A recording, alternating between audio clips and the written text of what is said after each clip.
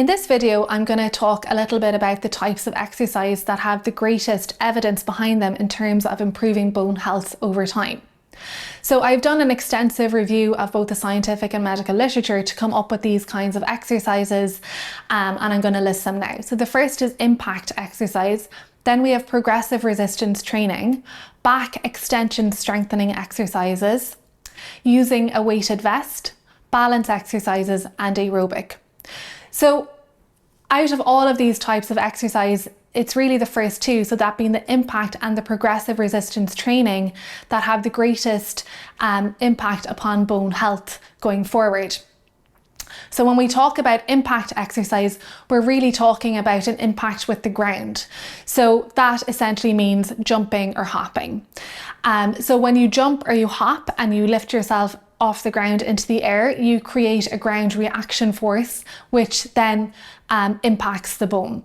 And studies have shown that if that is done in a consistent manner, that it can lead to an improvement in bone mineral density and, more importantly, a reduction of bone fracture risk. So to put that simply, what you will be doing is several jumps or several hops, and you will be doing them in multi directions. So that would be to the side, forwards, backwards. The studies show that impact exercise that is over and above normal day-to-day activities, which is why we do advise something like hopping or jumping, and exercise that creates an odd impact have the greatest benefits. So put simply, an odd impact basically just means jumping in different directions. So you can jump to the side or hop to the side, hop forwards, hop backwards. And that way you are loading the front part of the bone, the back part of the bone, and the side of the bone. Now, when it comes to jumping and hopping, really the bone density improvements come in the hip. And we do know that the hip is one of the most common sites of fracture in patients with osteopenia and osteoporosis, so that is really important. And the value of doing the jumps to the side and the jumps backwards and the jumps forwards is that you will load the side part of the bone, the back part of the bone, and the front part of the bone.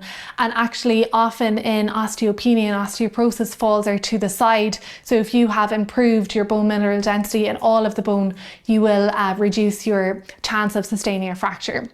So because it might seem like a silly thing to do, to just be jumping or hopping, we will actually do a video of that you can follow along to, but I'm sure over time you won't need the video to follow along.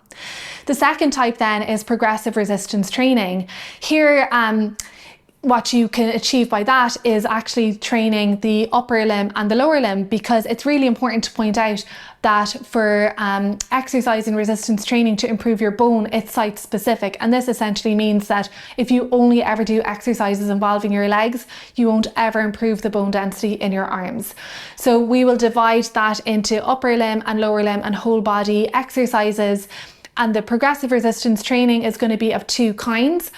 There's going to be strength training and there's going to be power training. You don't really need to know the difference between them because we'll clearly label them on the videos. But just as an example, if you take a bicep curl, a strength training is designed to put more tension on the muscle. So you'll move the arm up slowly and you'll move the arm down slowly. And with power training, it's more like an explosive movement. So you move up quickly and you'll move down more slowly. But like I said, that'll be clearly explained in the videos.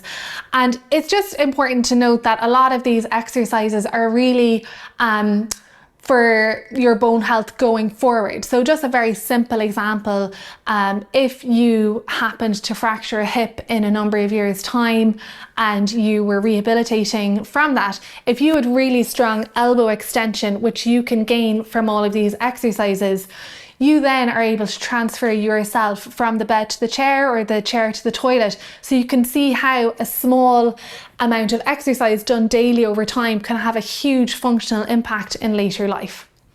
So the next exercise is back extension strengthening exercises.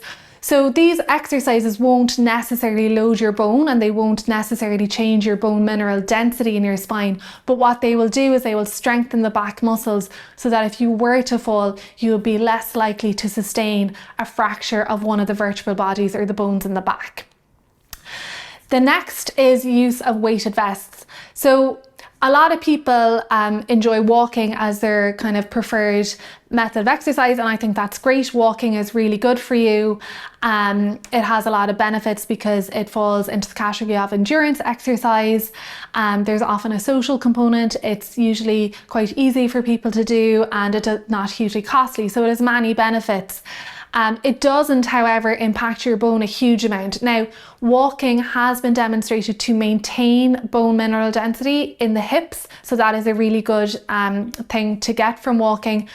And that's why, again, using the hopping and the jumping as an add-on to the walking would be a good idea. But walking won't really make any difference to the bone mineral density in your back or your vertebral bodies. So this is where using something like a weighted vest can come in really useful. Again, it'll start really slow with very little weight and gradually increase up, and I will do a separate video where I explain exactly how to increase the weight over a number of weeks. So then we have balance exercises, and it kind of goes without saying that if your balance is better, you have a lower chance of sustaining a fracture because you have a lower chance of a fall. So we already have a lot of balance videos on this channel, and we will include them into the playlist for these particular workouts. And then finally, there's aerobic or endurance exercise. So again, that includes things like walking, running, jogging, swimming, all of those things. And it's just always a good idea to include some element of aerobic exercise into your weekly routine because it will maintain and improve your cardiovascular fitness. And kind of more specific to these set of exercise videos, if you have better cardiovascular health, it's easier to pick up your speed if you're walking across a road quickly, or if you have to quickly get out of the way of something in your path. And by having that capacity to increase your speed, again, you're going to reduce your chance of falling. And if you reduce your chance of falling, obviously you have a much lower chance of sustaining a fracture.